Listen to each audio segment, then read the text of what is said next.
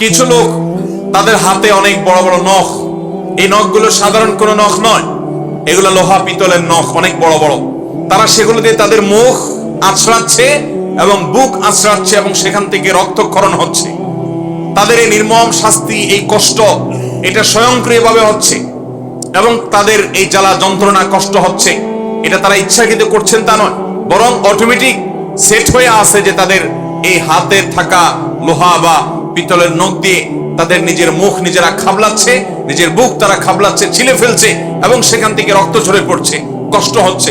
নবী সাল্লাল্লাহু আলাইহি সাল্লাম জিজ্ঞাসা করলেন জিবরিলকে, এরা কারা, কেন তাদের শাস্তি হচ্ছে?